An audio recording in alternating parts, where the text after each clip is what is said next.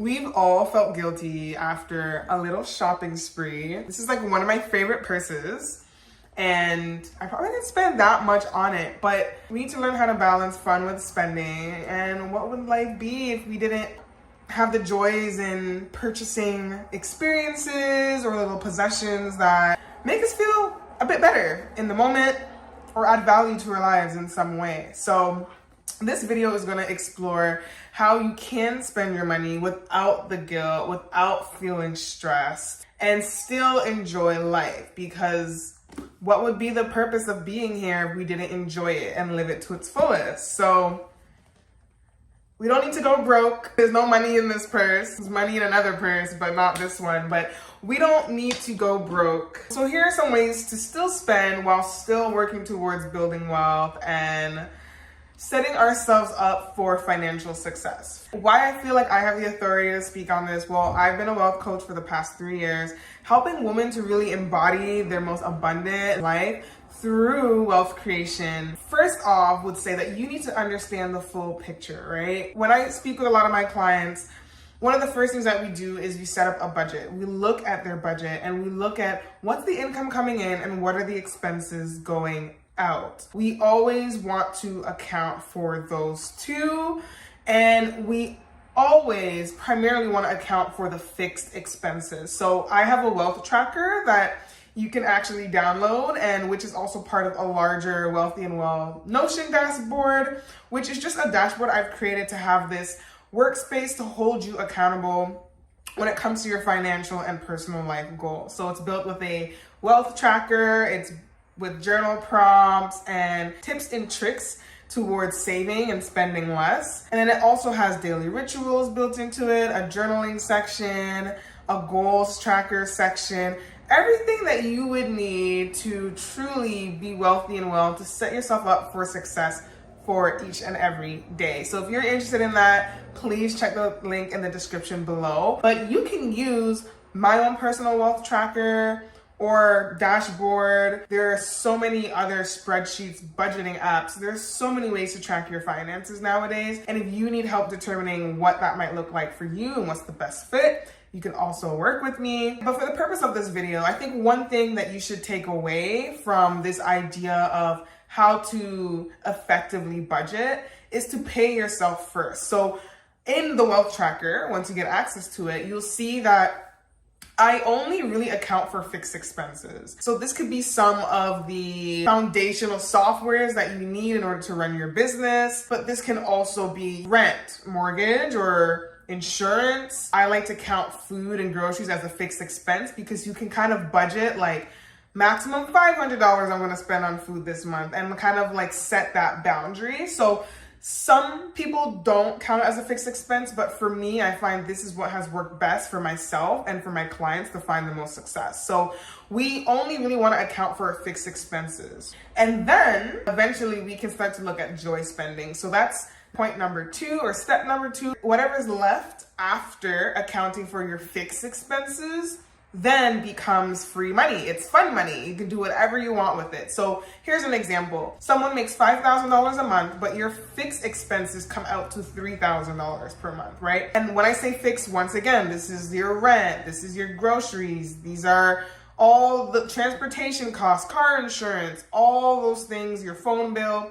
Once that's all considered for, what do you have left over, right? So this hypothetical individual would have $2,000 left over in their budget. Now, with that $2,000, before we actually skip to joy spending, what I would do in the wealth tracker, there is a section, a space where you would decide out of that extra income that you have, how much of it are you going to save? And instead of looking at it as extra that's left over after your fixed expenses, why don't we consider your savings as a fixed expense? So there should be a number, a figure, or a percentage. If you have a business, I would recommend a percentage. What does that number look like that you are going to choose as a consistent monthly expense that is going to go towards your savings, if you can, right? And then once that is accounted for, and we know that you're saving your $100 per month, your 5% of your income per month, whatever you decide for it to be, Now we can focus on the joy spending. And that joy spending, you can actually still set a budget. So some people would say, okay, well, you know, I have $1,500 left over now for joy spending. Let's assume that $500 is going to go towards our savings and investments. Now with that $1,500 that this hypothetical individual has left over,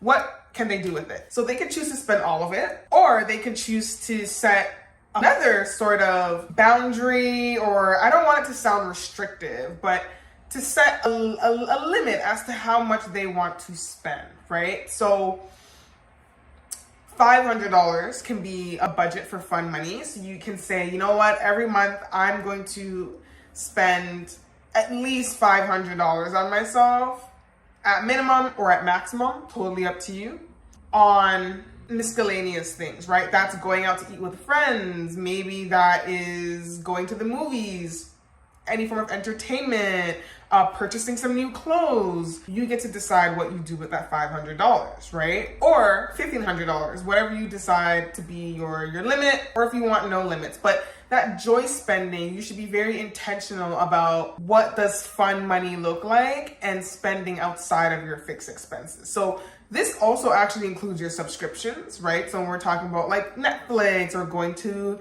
the gym. And the reason why I don't lump these things as fixed expenses is because the gym, you can search up exercises online for free. You don't have to pay to go to a gym, but most people choose to, and there are benefits to doing so. I'm not discouraging people from doing it, but if you can get away with not having to spend money to exercise and be fit, then let's explore those options first before you exhaust all of your fun money or exhaust whatever little bit you have left of your disposable income. I would say before even setting aside a certain amount for your fun money, what does your fun money look like? What does this joy spending look like? What is it comprised of, right? So like I said before, like, is it eating out? Is it going to the movies? Make a list of what brings you joy. And I think a good way of doing this is going through past bank statements and writing out a list of what you normally purchase,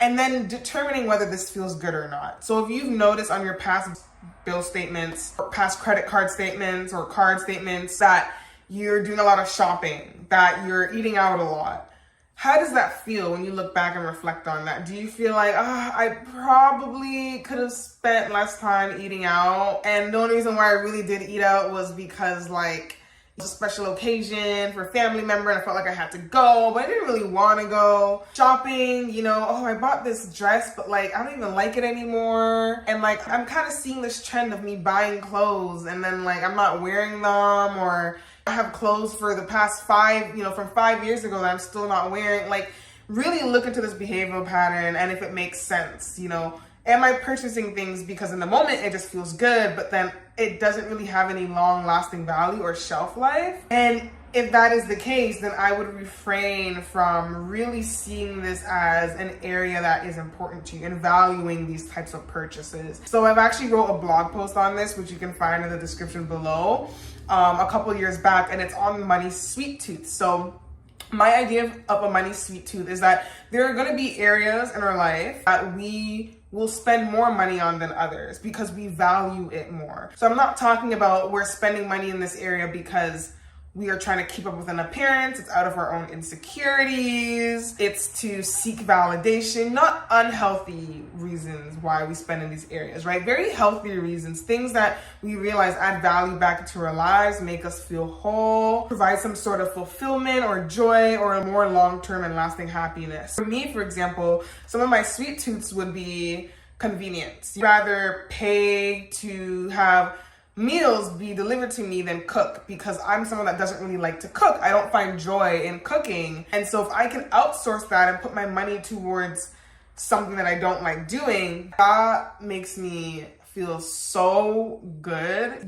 I want to use another word to describe it, but like for PG purposes, it just makes me feel so good. Like I love if things can be outsourced, especially the things that I don't like to do. If I can pay someone to do my laundry, if I can eventually work myself to one day having a private chef I would do it because that is how much I don't like cooking. It's not because I want to have a private chef just to say I have a private chef. That is the difference. I'm not doing it as a way to flaunt or to show people like, look what I have and you don't, or to be liked more because I have access to a service that most people don't. It's because I truly want to outsource and I don't want to have to cook, right? So what is your sweet tooth, right? Is it convenience? Is it travel? Is it family and friends? Some people, I am that person too. I love to gift. I'm super thoughtful and I wish I had all the money in the world so that if I saw something in a store that I know my family member would like or a friend would like, I would buy it. Like my friends, like, you know, I'm pretty good set financially, but when I'm balling,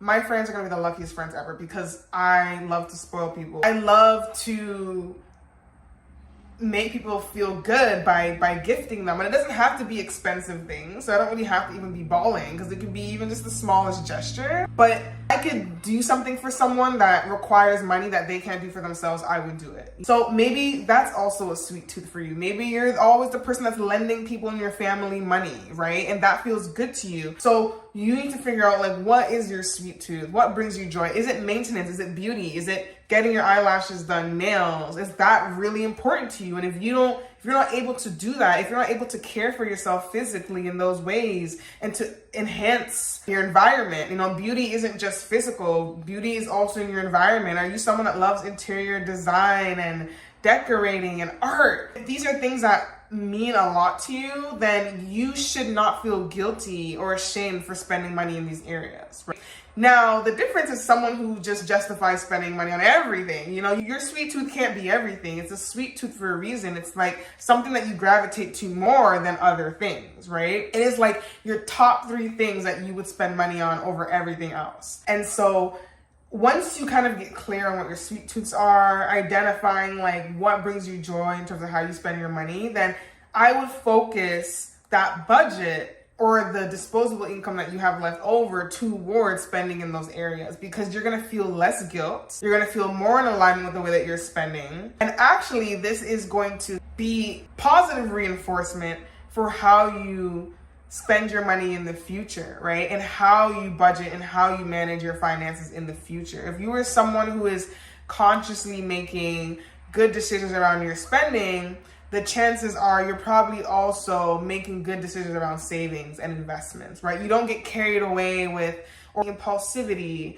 of needing to have things now or needing to have everything everywhere all at once. You know what is important. You know what makes the most sense to invest in this point of time without suffering or without being of detriment to your future financial success and well-being. Able to identify what joyful spending looks like to you and set a budget, or maybe there's no budget with spending, maybe it's just whatever's left over you spend. You want to maximize the efficiency of that and how much more you're able to spend to see if you're able to stretch it through being resourceful. So, you know, looking at deals and discounts, a warning with looking at deals and discounts is not to find the deals and discounts first and then purchase. I think a really great way to get into a healthy habit of looking for deals and discounts is to only look for deals and discounts when you are ready to purchase said thing. So don't just be casually on Wayfair, even though you know you don't have money and you broke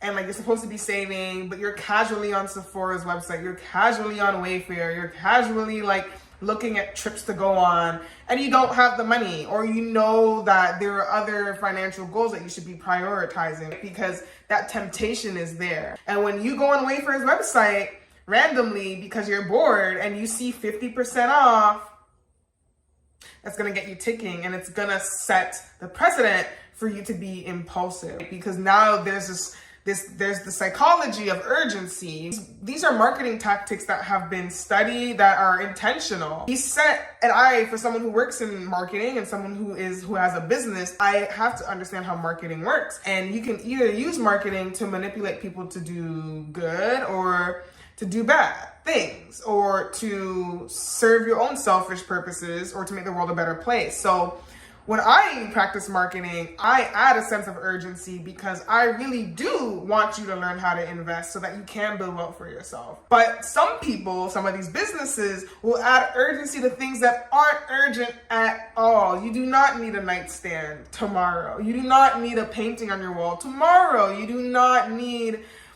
a fifth lipstick of the same color tomorrow. So you need to make sense out of some things that aren't common sense, you know, and realize where are you being tricked and duped, and at some point the onus is on you to determine that. So I would kind of stay away from being on certain sites that you know are traps that kind of lure you into spending and indulging when you shouldn't. Only when you have the money to do so and you intentionally go in with, this is my budget for the month, or this is my disposable income. I've already saved for the month. I've already put money into my savings. I've already paid off some of my debt. Now I can treat myself to this experience. And oh my God, look at that. There's a deal going on today. Cool. You know? Planning ahead is going to be important too. So if you know there's a trip that you want to take next year, start to plan for that, right? With that disposable income. That is also going to be part of your savings. But when I mention savings, I'm usually talking about emergency fund.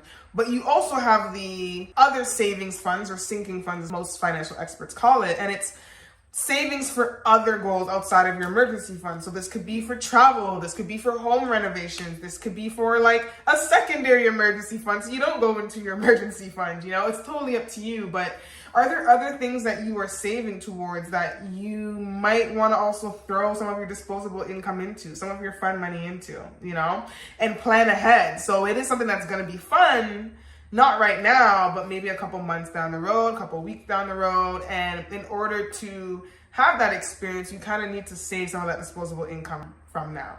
And also being mindful of embracing experiences over possessions. So when we're looking at joy spending, does joy spending look like a shopping haul at one of your favorite stores? Or does it look like taking a road trip, you know, or maybe purchasing a new arts and crafts that you've been wanting to get into, or maybe it's going to a concert. I'm not shaming anyone for being a bit more material and liking possessions more than experiences, but studies have shown that when people prioritize experiences over material objects and possessions, they are much more happier overall. So this isn't just me, in my opinion, throwing things out. This has been well researched. And so if everyone has this common consensus that creating lasting memories is more important than something that's fleeting, then be very mindful of that as you are spending. So not saying that you shouldn't spend on fleeting experiences or fleeting objects and possessions, but there should be a balance. So 3 steps, in essence, will help you to spend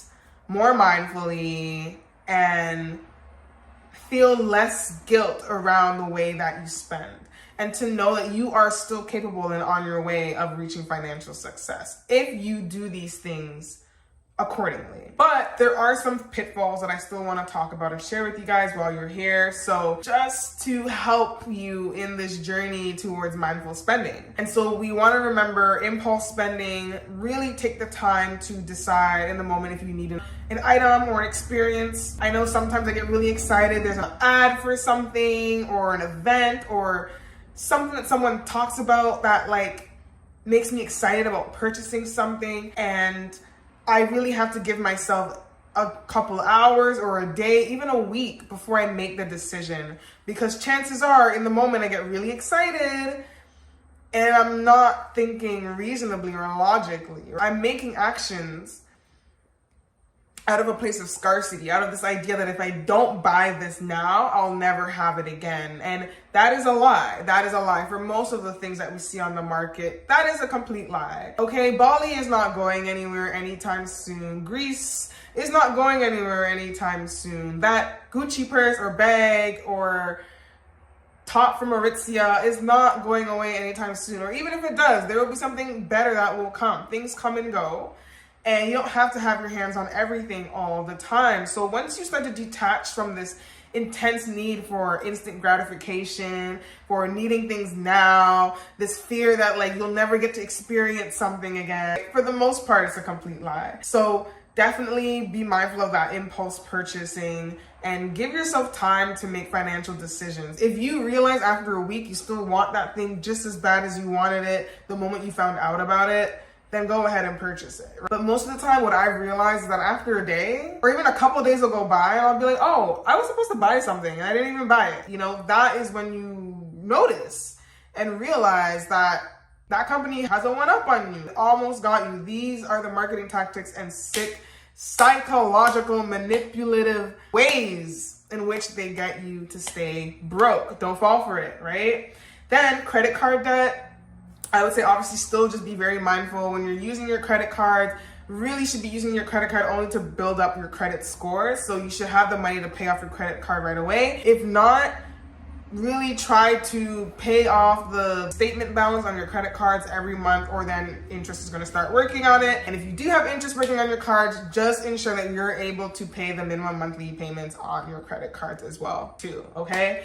Worst case, but we should actively be working towards paying off our debts. If you have a lot of debt, you probably should not be spending as much or at all, and focusing really on paying down your debts as soon as possible. Of course, we want to treat ourselves, so maybe that budget might be a little smaller, and you definitely should have a budget. But definitely credit cards can be useful, but just be mindful of how you're using it. And you know, we still want to ensure that we're saving and investing. So just because you have all this disposable income, that doesn't mean that you're just gonna spend it all. Are you ensuring that you're prioritizing your savings and your investments goals? And then of course, keeping up with the Jonesies. This is a big one. And you can also watch a video that I made talking about how your insecurities are keeping you broke. And a lot of the times, the things that we spend our money on isn't because we really want to, or there's a real deep desire, but it's actually out of an insecurity to appease other people. A lot of the things that we're told, the luxury experiences and possessions that we're told to have,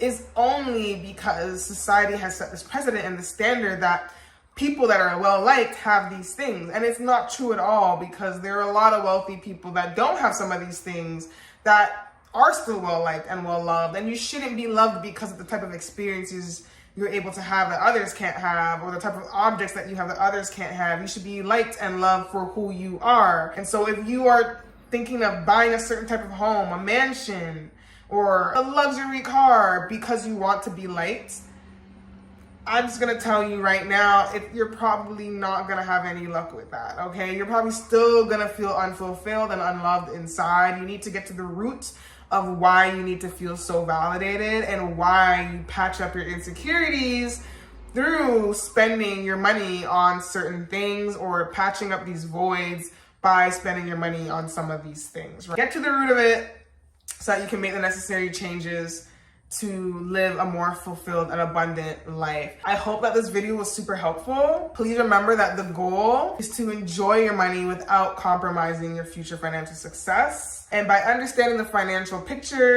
budgeting for fun, maximizing your spending, and avoiding these common pitfalls, you can achieve a balance that is right for you. And if you found this helpful, please give it a thumbs up, hit that like button, notification bell for more videos, and subscribe so you also know when more videos are coming out. And let me know in the comments, like, how do you balance spending and saving? How do you know if something is worth spending your money on? When do you make that discernment that this purchase can be delayed, and that in that way you can focus on your savings and your investments and some of the other things that will help you get towards more important financial goals. So please let me know in the comments below, share. I love to hear from you, and I'll see you in the next video. Bye.